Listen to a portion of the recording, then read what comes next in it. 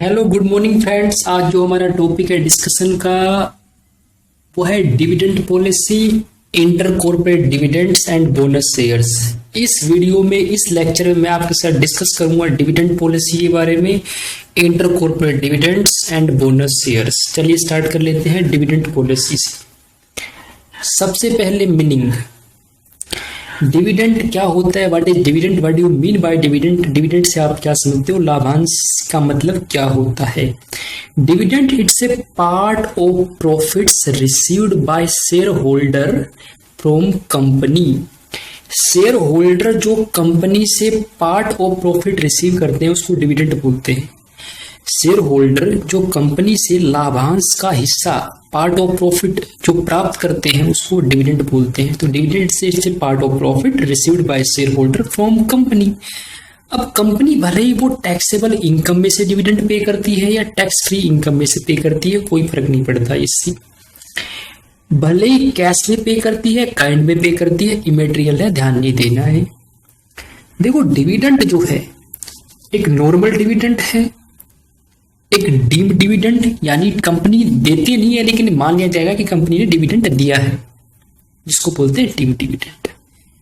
एक होता है interim dividend. Step by step हम जानने की कोशिश करते हैं। सबसे पहले नॉर्मल डिविडेंड।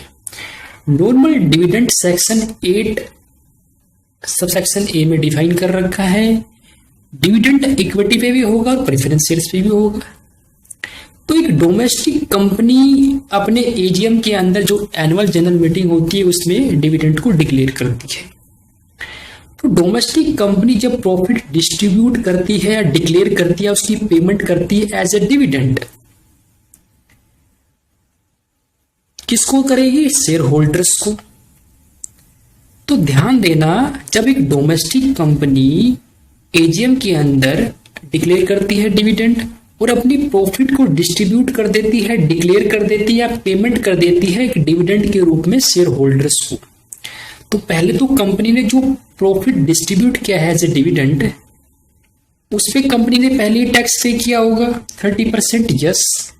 उसके बाद जो प्रॉफिट डिस्ट्रीब्यूट किया जा रहा है एज ए डिविडेंड, इस डिविडेंड के ऊपर भी company under section 115O, company जो डोमेस्टिक कंपनी डिविडेंड डिस्ट्रीब्यूट कर रही है, इस डिविडेंड के ऊपर भी कंपनी 15% के हिसाब से टैक्स पे करती है, जिसको बोलते हैं डीडीटी, डिविडेंड डिस्ट्रीब्यूशन टैक्स, या CDD, corporate dividend tax. 15% tax लग जाएगा plus surcharge, plus health and education 4% है। सरचार्ज डोमेस्टिक कंपनी है तो 7 और 12% लगता है। बात कर रहा हूं for the assessment year 1920। Assessment year 2021 से, यानी 2021 से कंपनी के हाथ में डीडीटी नहीं होगा, यानी कंपनी को डीडीटी पे नहीं करना पड़ेगा। फिलहाल 19-20 के आपके एग्जाम में 19-20 ही कंसिडर होगा, अभी जो एग्जाम होंगे 20-21 से कंपनी को डीडीटी पे नहीं करना पड़ेगा। तो मैं आपको बता रहा हूं कि एक डोमेस्टिक कंपनी जब आफ्टर टैक्स 30% टैक्स पे करने के बाद अपनी जो इनकम बचती है, जो प्रॉफिट बचता है, उस प्रॉफिट को डिस्ट्रीब्यूट करती है, डिक्लेयर करती है, पेमेंट करती है एक डिविडेंड के रूप में शेयर होल्डर्स को। तो जो डिविडेंड डिक्लेयर करती है, डिस्ट्रीब्यूट करती है, पेमेंट करती है, उस डिविडेंड के ऊपर भी कंपनी को एडिशनल टैक्स देना होता है, जिसको बोलते हैं एडिशनल इनकम टैक्स। नाम है डीडीटी, डिविडेंड डिस्ट्रीब्यूशन टैक्स, या आप कह सकते हो सीडीडी, कॉर्पोरेट डिविडेंड टैक्स। 15% के हिसाब से plus surcharge plus health and education cess. तो कंपनी डिविडेंड पे भी टैक्स पे करती है, जिसको हम डीडीटी बोलते हैं। अब हम बात कर लेते हैं शेयर होल्डर्स की। शेयर होल्डर्स के हाथ में कोई टैक्स नहीं होता, वो एग्जम्प्ट होता है, यानी डिविडेंड जो डोमेस्टिक कंपनी से शेयर होल्डर को मिल रहा है वो शेयर होल्डर्स के हाथ में एग्जम्प्ट होता है, उसको टैक्स नहीं देना पड़ता अंडर सेक्शन 10 क्लोज 34। लेकिन इसके भी एक्सेप्शन है, इसके भी एक्सेप्शन है। क्या बोला कि एक सेक्शन है 115 BBDA। मैंने कैसे याद किया हुआ बेटा, बहुत डिविडेंड आ गया। सेक्शन 115 BBDA, बेटा बहुत डिविडेंड आ गया। तो डोमेस्टिक कंपनी शेयर होल्डर्स को डिविडेंड देती है, बोला एग्जम्प्ट है अंडर सेक्शन 10 क्लोज 34। लेकिन अगर डिविडेंड जो है वो 10 लाख से अधिक है, अगर डिविडेंड 10 लाख से ज्यादा है ना बेटा, तो मतलब वो डिविडेंड आ गया। तो शेयर होल्डर्स को भी टैक्स पे करना पड़ेगा 10% के हिसाब से, प्लस सरचार्ज अगर अप्लीकेबल है, plus health and education cess. और ये जो डिविडेंड है ये टैक्सेबल होगा income under the other source, income from other source भी आप कह सकते हो। किसके हाथ में टैक्सेबल होगा? स्पेसिफाइड एसएससी के हाथ में। स्पेसिफाइड एसएससी का मतलब सर देखो क्या बोला कि डोमेस्टिक कंपनी को छोड़ दो, फंड कोई इंस्टीट्यूशन कोई ट्रस्ट को छोड़ दो, इन तीनों को छोड़ दो, बाकी जो बच गए वो सब क्या है? Specified SSC. मतलब इंडिविजुअल हो, एचयूएफ हो, फर्म हो, अगर इनको डोमेस्टिक कंपनी से डिविडेंड मिलता है और वो डिविडेंड 10 लाख से ज्यादा है तो इंडिविजुअल एचयूएफ फर्म को भी 10% के हिसाब से डिविडेंड पे टैक्स पे करना पड़ेगा 115 BBDA के तहत।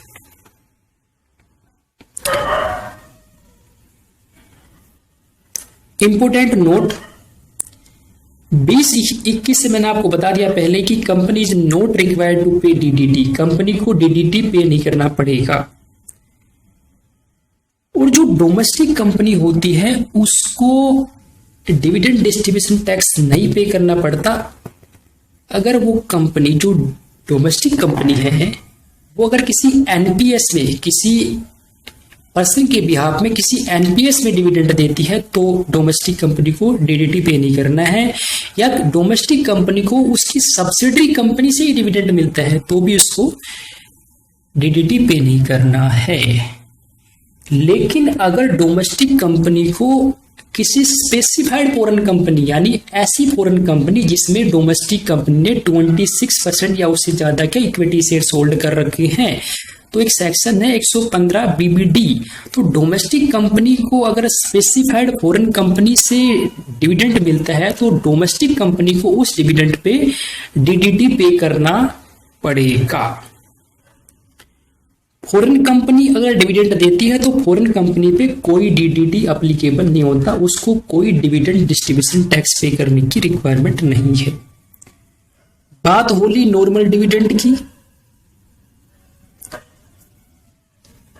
अब हम बात कर लेते हैं डीम डिविडेंड की। डीम डिविडेंड जो है वो सेक्शन 2 क्लोज 22 ए से लेके सब क्लोज ए से लेके ई तक डिफाइन किया गया है।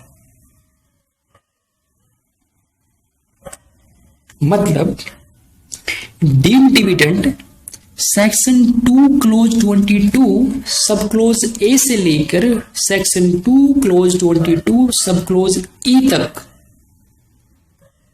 जो डिविडेंड कवर हुआ उसको हम बोलते हैं डीम डिविडेंड, उसको हम बोलते हैं डीम्ड डिविडेंड। सेक्शन 2 क्लोज 22 सब क्लोज ए से लेकर सेक्शन 2 क्लोज 22 सब क्लोज डी तक जो डिविडेंड है, पहले उसकी बात कर लेते हैं। सेक्शन 2 क्लोज 22 सब क्लोज ए क्या बोलता है कि अगर कोई कंपनी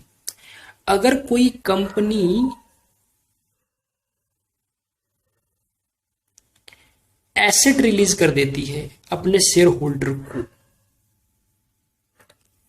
अगर कोई कंपनी एसेट रिलीज कर देती है अपने शेयर होल्डर्स को to the extent of accumulate profit, to the extent of accumulate profit.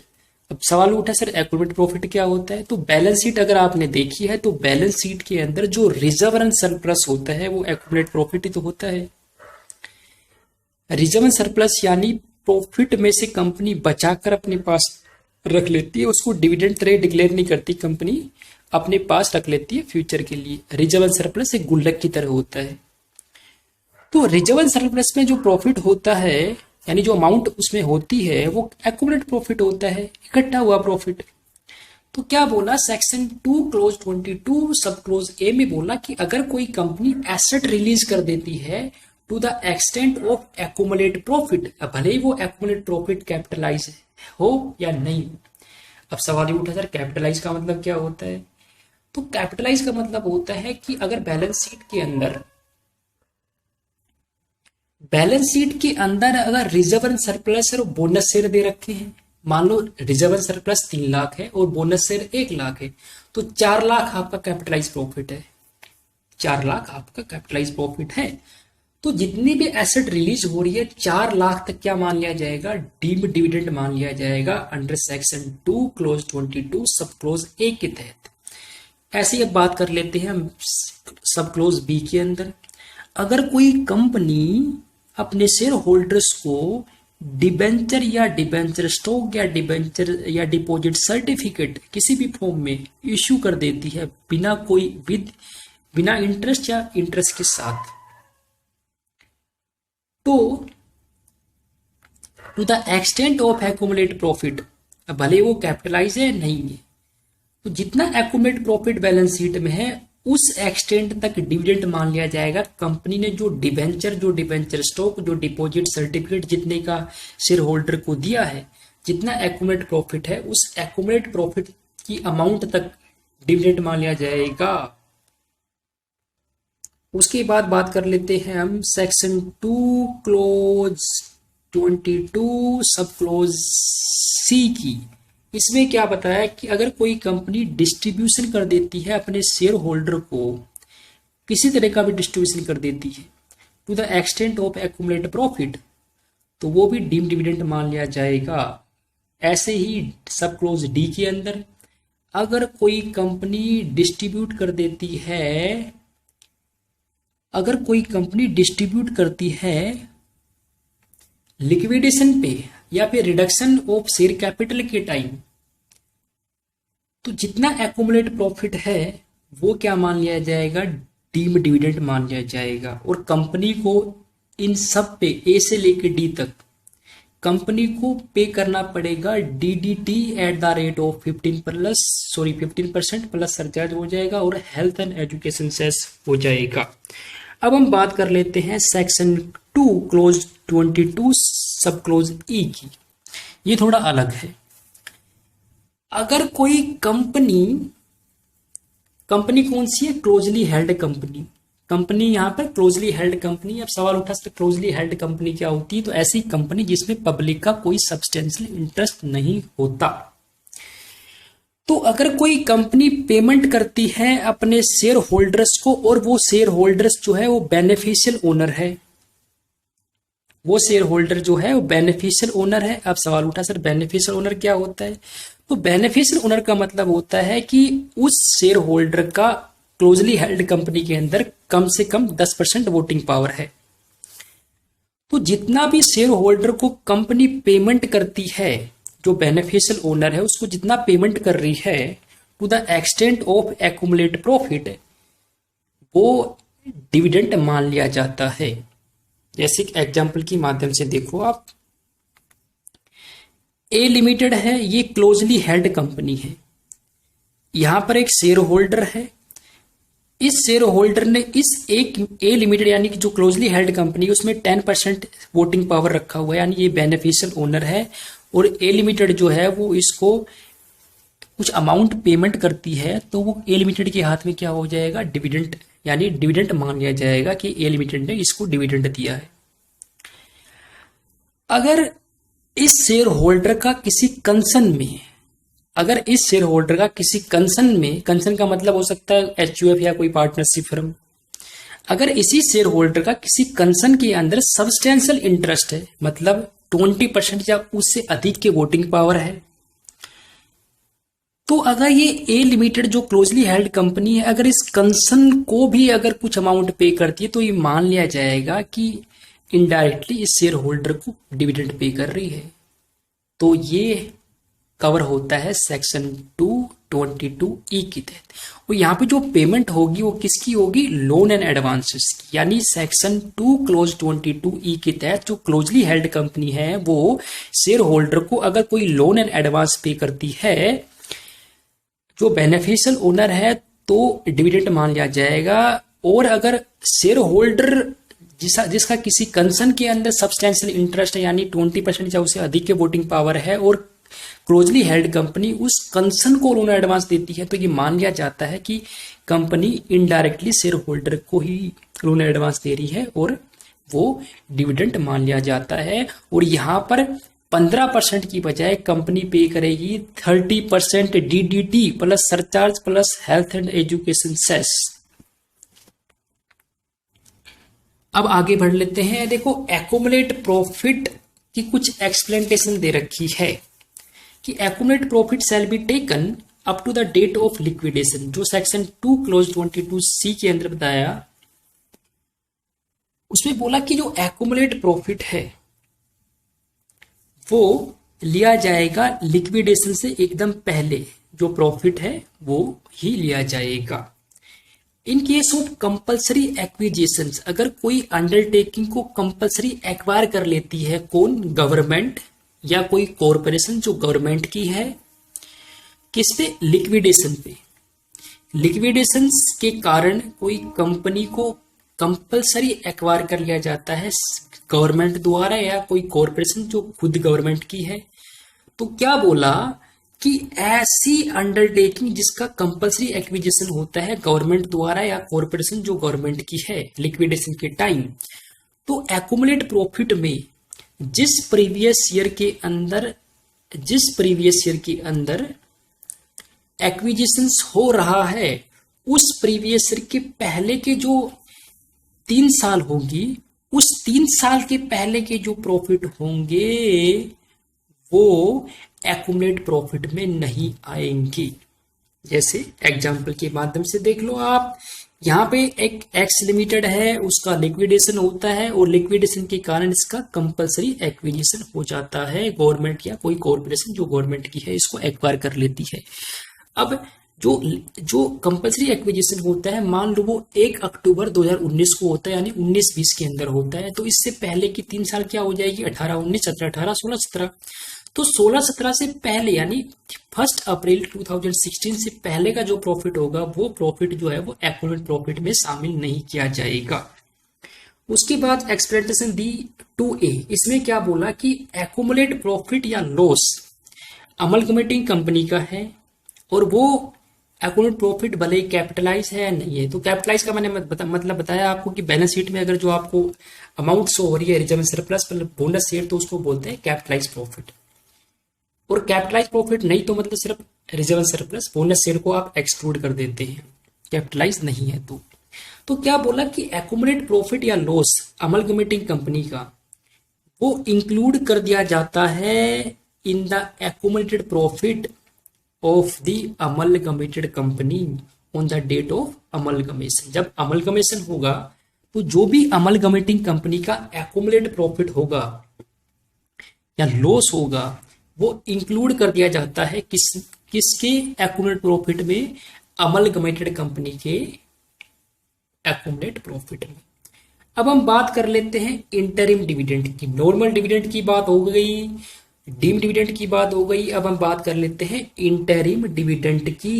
Interim dividend नाम से मालूम पड़ रहा है, इंटरिम बीच में कंपनी डिक्लेयर करती है बिफोर इट्स एजीएम, अपनी एनुअल जनरल मीटिंग से पहले ही किसी साल में कंपनी डिक्लेयर कर देती है डिविडेंड को। ऐसे डिविडेंड को हम बोलते हैं interim dividend. It shall be deemed to be the income of the previous year in which dividend is unconditionally made available by company to members, यानी बिना कोई कंडीशन के जब कंपनी डिविडेंड जो है वो अवेलेबल हो जाए मेंबर्स को, शेयर होल्डर्स को, यानी प्रॉपर डिस्बर्समेंट हो जाए डिविडेंड का, तभी उसकी इनकम मानी जाती है वो। इसके इंटरिम डिविडेंड यानी कंपनी अपनी एजीएम से पहले ही डिक्लेयर कर देती है, बीच में ही मीटिंग करके इंटरिम डिविडेंड बोलते हैं उसको। उसके बाद डिविडेंड में क्या शामिल नहीं होता, डिविडेंड में क्या शामिल नहीं होता देख लेते हैं हम। ये जो है ये डिविडेंड में शामिल नहीं होगा distribution made on liquidation of company या रिडक्शन इन शेयर कैपिटल। अगर किसी कंपनी का लिक्विडेशन होता है या रिडक्शन होता है शेयर कैपिटल में, उस केस में कोई डिस्ट्रीब्यूशन होता है किस के रिस्पेक्ट में, प्रेफरेंस शेयर्स के रिस्पेक्ट में जो फुल कैश कंसीडरेशन में इश्यू हुए, और शेयर होल्डर को कोई अधिकार नहीं है पार्टिसिपेट का सरप्लस एसेट्स के अंदर। तो जो भी डिस्ट्रीब्यूशन हो रहा है लिक्विडेशन के टाइम वो डिविडेंड नहीं माना जाता। कोई एडवांस या loan paid by company and lending of money is a substantial part of the business of the company. मतलब कोई ऐसी कंपनी जिसका मनी लैंड करना यानी मनी उधार देना, यानी उसका काम ही क्या है, लैंडिंग ऑफ मनी, उसका काम ही क्या है, उसका बिजनेस का पार्ट ही क्या है, लैंडिंग ऑफ मनी। और ऐसी कंपनी अगर लोन एडवांस दे देती है तो वो डिविडेंड नहीं माना जाएगा। Dividend paid which is set of against loan advance previously paid. अगर कंपनी ने पहले कोई लोन एडवांस पे किया था और अब वो डिविडेंड पे करती है, तो पहले ये डिविडेंड उस लोन एडवांस से सेटअप होगा। तो जो डिविडेंड अभी पे किया जा रहा है तो ये सेटअप हो जाएगा लोन एडवांस जो पहले पे किया था, अभी डिविडेंड नहीं माना जाएगा, डिविडेंड में शामिल नहीं होगा। उसके बाद transfer asset to another company in the scheme of amalgamation. जब अमलगमेशन होता है, दो कंपनी आपस में मिलकर नई कंपनी बन जाती है, ऐसे केसेस में एक कंपनी जो होती है अमलगमेटिंग, वो अपनी एसेट्स को ट्रांसफर करेगी, अमलगमेटेड। तो ऐसे केसेस में बोला कि जो एसेट ट्रांसफर होती है अनदर कंपनी को अमलगमेशन की स्कीम के तहत, ऐसे केसेस में भी एसेट ट्रांसफर को डिविडेंड नहीं माना जाता। उसके बाद purchase its own share. Company अगर अपने खुद के शेयर्स परचेस कर लेती है तो भी डिविडेंड में वो शामिल नहीं होता। Distribution of shares in case of demerger. Demerger के केस में अगर कंपनी डिस्ट्रीब्यूशन कर देती है शेयर्स का, तो वो शेयर डिस्ट्रीब्यूशन भी डिविडेंड नहीं माना जाता। अब हम बात कर लेते हैं इंटर कॉर्पोरेट डिविडेंड की। नाम से ही मालूम पड़ रहा है इंटर कॉर्पोरेट डिविडेंड, यानी एक कंपनी डिविडेंड रिसीव करती है दूसरी कंपनी से, जिसको हम बोलते हैं इंटर कॉर्पोरेट डिविडेंड। ए लिमिटेड एक डोमेस्टिक कंपनी है, बी लिमिटेड एक डोमेस्टिक कंपनी है। ए लिमिटेड को डिविडेंड रिसीव होता है बी लिमिटेड से, तो ए लिमिटेड जो डोमेस्टिक कंपनी है उसके हाथ में ये एग्जम्प्ट हो जाएगा अंडर सेक्शन 10 क्लोज 34। लेकिन अगर लोन किसी क्लोजली हैंड कंपनी से मिला तो फिर टैक्सेबल हो जाएगा। तो बी लिमिटेड से जो डिविडेंड मिला ए लिमिटेड को, तो वो एग्जम्प्ट है अंडर सेक्शन 10 क्लोज 34A। जो डिविडेंड डोमेस्टिक कंपनी को मिला बी लिमिटेड से, इसको हम बोलते हैं इंटर कॉर्पोरेट डिविडेंड, यानी when a company receive dividend from another company it is called inter corporate dividend. आपस में कंपनी एक दूसरे को डिविडेंड पे करती है, यानी ए लिमिटेड ने बी लिमिटेड से डिविडेंड रिसीव किया डोमेस्टिक कंपनी, तो ऐसे केसेस में इसको हम बोलेंगे इंटर कॉर्पोरेट डिविडेंड। तो जो बी लिमिटेड डोमेस्टिक कंपनी है वो डिविडेंड पे करेगी, तो ये बी लिमिटेड जो है ये 115O के तहत डीडीटी पे करेगी 15% के हिसाब से। लेकिन ए लिमिटेड जो है उसके हाथ में ये एग्जम्प्ट हो जाएगा अंडर सेक्शन 10 क्लोज 34। लेकिन अगर बी लिमिटेड ने एक loan advance closely head company है, इसने लोन एडवांस के रूप में दिया है, तो फिर टैक्सेबल हो जाएगा। अब हम बात कर लेते हैं टैक्स प्लानिंग की, कि कैसे टैक्स से बचा जा सकता है। देखो, अगर ए लिमिटेड जो है वो इक्विटी शेयर होल्डर्स को बोनस शेयर इशू कर दे, अगर ए लिमिटेड है इक्विटी शेयर होल्डर को बोनस शेयर इशू कर देती है, तो वो डिविडेंड नहीं माना जाता और ए लिमिटेड को कोई डीडीटी पे नहीं करना पड़ेगा। कंपनी में issue bonus share, company bonus share issue कर सकती है अपने इक्विटी शेयर होल्डर को instead of dividend in cash. Cash में डिविडेंड देने की बजाय बोनस शेयर इश्यू कर सकती है कंपनी, अपनी टैक्स लायबिलिटी बचा सकती है। उसके बाद बोनस शेयर्स, ए लिमिटेड है ये अपने एग्जिस्टिंग शेयर होल्डर को बोनस शेयर इश्यू कर देती है अपने प्रॉफिट को कैपिटलाइज करके, अपने कैपिटल बेस को वाइड कर। ए लिमिटेड ये बोनस शेयर इश्यू किए और अपना जो प्रॉफिट है उसको कैपिटलाइज कर लिया, यानी कैपिटल बेस को ज्यादा बड़ा कर लिया। तो ए लिमिटेड ने जो बोनस शेयर इश्यू किए हैं डिविडेंड की जगह पे एग्जिस्टिंग शेयर होल्डर को, तो जो भी एक्सपेंस हो रहा है इश्यू ऑफ बोनस शेयर्स, ये डिडक्टेबल एक्सपेंस होता है, इसकी छूट मिल जाएगी ए लिमिटेड को। तो क्या बोला, when a company issue bonus shares to the existing share holders in lieu of dividend such shares are called bonus shares. यानी कंपनी जब एग्जिस्टिंग शेयर होल्डर को डिविडेंड की जगह पे जो शेयर्स इश्यू करती है उसको बोनस शेयर बोलते हैं, और कंपनी जब बोनस शेयर इश्यू करती है तो कंपनी कैपिटलाइज कर लेती है अपनी प्रॉफिट को, अपनी कैपिटल बेस को बड़ा कर लेती है। बिल्कुल मैंने समझाया एग्जांपल के माध्यम से। और जो भी बोनस शेयर्स पे जो एक्सपेंडिचर होगा, बोनस शेयर इश्यू करने पे जो भी कंपनी को एक्सपेंडिचर होता है वो डिडक्टेबल होगा, उसकी छूट मिल जाएगी कंपनी को। उसके बाद देखो ए लिमिटेड है। अगर ये ए लिमिटेड अपने इक्विटी शेयर होल्डर्स को बोनस शेयर इश्यू कर दे तो इसको कोई टैक्स नहीं पे करना, नो टैक्स। डिविडेंड पे कोई टैक्स नहीं पे करना ए लिमिटेड को। अगर ए लिमिटेड बोनस शेयर इश्यू कर देती है प्रेफरेंस शेयर होल्डर को तो फिर ये डीम्ड डिविडेंड मान लिया जाएगा ए लिमिटेड के हाथ में, इसको टैक्स पे करना पड़ेगा, DDT. When share holder sells the bonus shares, अब शेयर होल्डर जिसको बोनस शेयर इश्यू हुआ है वो अगर सेल कर देता है तो कैपिटल गेन अराइज हो जाएगा। शेयर होल्डर जिसको बोनस शेयर कंपनी ने इश्यू किया है तो वो बोनस शेयर तो उसको फ्री ऑफ कॉस्ट मिला है, अगर वो इसी बोनस शेयर्स को सेल कर दे तो कैपिटल गेन अराइज होगा। तो कैसे निकालेंगे? पहले तो सेलिंग प्राइस ले लेंगे हम सेलिंग प्राइस ले लेंगे जिसको हम बोलते हैं फुल वैल्यू ऑफ कंसीडर। इसमें लेस कर देते हैं सेलिंग एक्सपेंसेस अगर कोई उसने ब्रोकरेज वगैरह पे किया है तो, लेकिन बोनस शेयर तो वैसे ही फ्री ऑफ कॉस्ट होता है, कोई सेलिंग एक्सपेंस है तो लेस कर देते हैं। नेट कंसीडरेशन आता है, इसमें से हम लेस कर देते हैं कॉस्ट ऑफ एक्विजिशन या इंडेक्स कॉस्ट ऑफ एक्विजिशन, जो यहाँ पर कॉस्ट ऑफ एक्विजिशन नील है क्योंकि बोनस शेयर तो फ्री ऑफ कॉस्ट मिला है। तो जो भी नेट कंसीडरेशन यहाँ पे होगा, अगर शेयर होल्डर ने 12 महीने तक होल्ड कर रखा है बोनस शेयर तो शॉर्ट टर्म हो जाएगा, और 12 महीने से अधिक अगर उसने होल्ड कर रखा है बोनस शेयर को तो फिर उसको लॉन्ग टर्म कैपिटल गेन हो जाएगा। तो इस पर टैक्सेबिलिटी अराइज हो जाएगी लॉन्ग टर्म और शॉर्ट टर्म। उसके बाद tax planning in relation to bonus shares. Bonus shares के संबंध में टैक्स प्लानिंग कैसे? एक कंपनी है एक्स लिमिटेड, ये एक्स लिमिटेड जो है इसने अपने इक्विटी शेयर होल्डर को बोनस शेयर इश्यू कर दिए, अपने इक्विटी शेयर होल्डर्स को बोनस शेयर इश्यू कर दिए।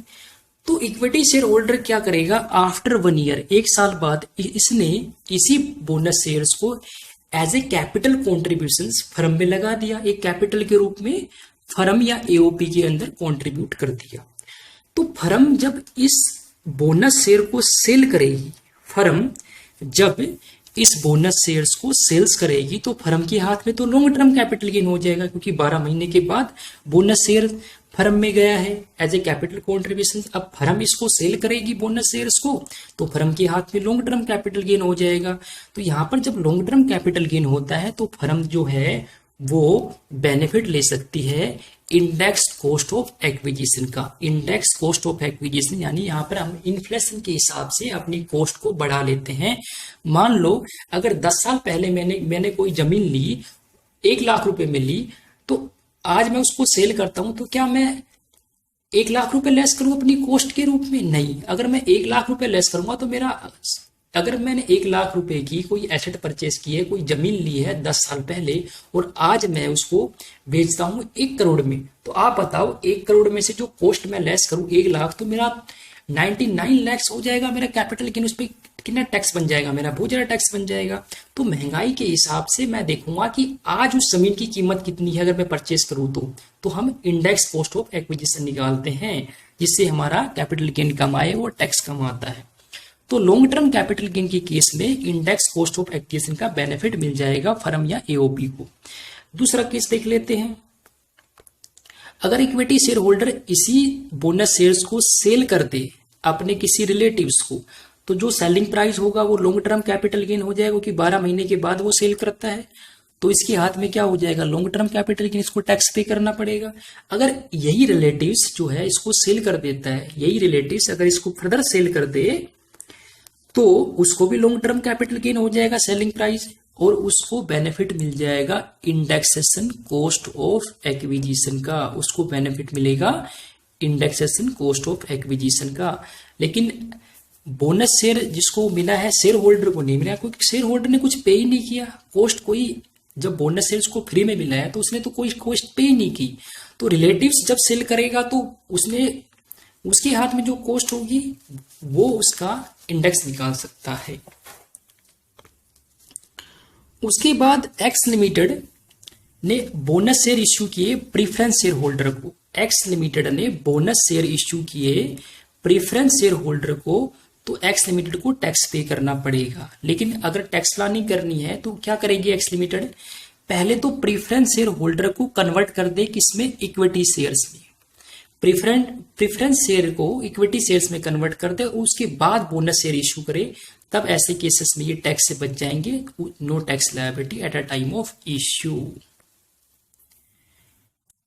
उसके बाद आगे हम बढ़ जाते हैं, एक्स लिमिटेड है, उसने कोई पार्शली पेड शेयर्स इश्यू कर रखे, तो बोनस शेयर इश्यू करने के बजाय अगर वो पार्टली पेड शेयर्स को कन्वर्ट कर दे फुली पेड शेयर्स में, यानी 10 रुपए का शेयर्स 5 रुपए मंगवा रखे, 5 अभी पेंडिंग है, तो पार्टली पेड शेयर्स हो गया, तो इक्विटी जो शेयर होल्डर्स है उससे ये 5 रुपए और मंगवा सकती है।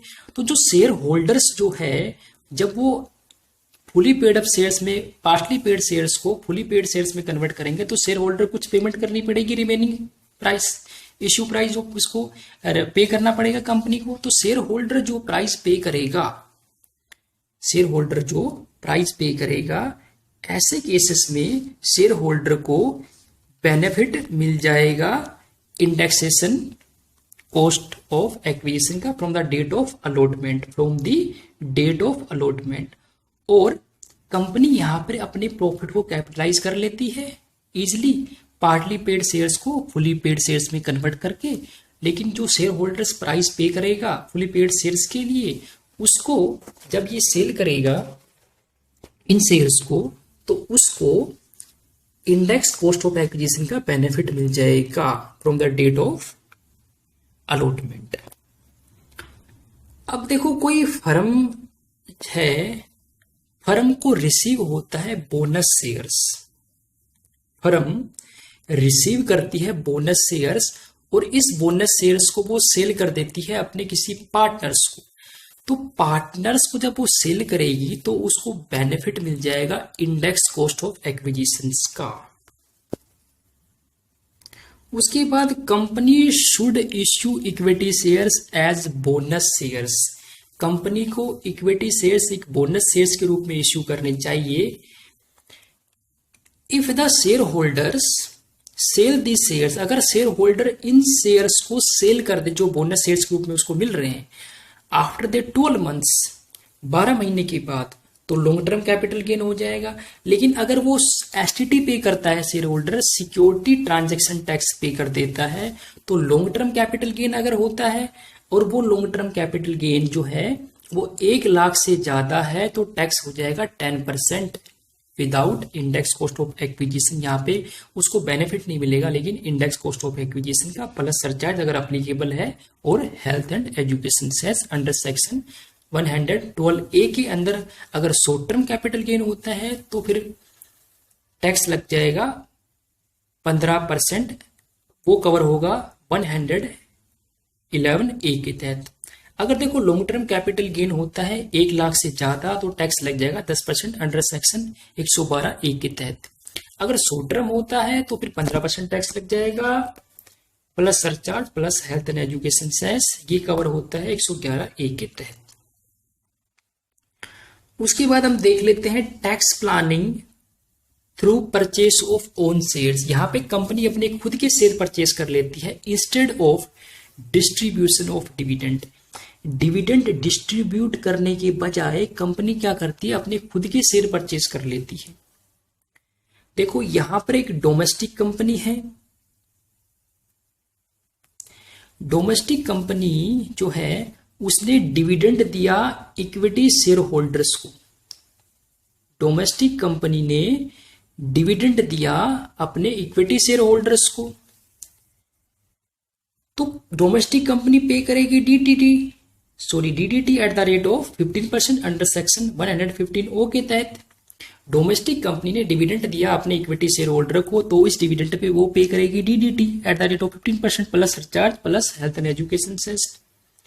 लेकिन अगर डिविडेंड इश्यू करने डिविडेंड देने की बजाय कंपनी अगर अपने इस इक्विटी शेयर होल्डर से अपने खुद के शेयर्स अगर परचेस कर ले अपने खुद के शेयर्स, तो फिर कंपनी के हाथ में कोई डीडीटी नहीं होगा। लेकिन ये जब शेयर होल्डर के हाथ में कैपिटल गेन अराइज हो जाएगा 112 के तहत, तो अगर डिविडेंड देने की बजाय कंपनी खुद के शेयर्स परचेज कर लेती है तो डीम डिविडेंड नहीं माना जाएगा, डीम डिविडेंड नहीं माना जाएगा और कंपनी के हाथ में कोई टैक्स नहीं होगा।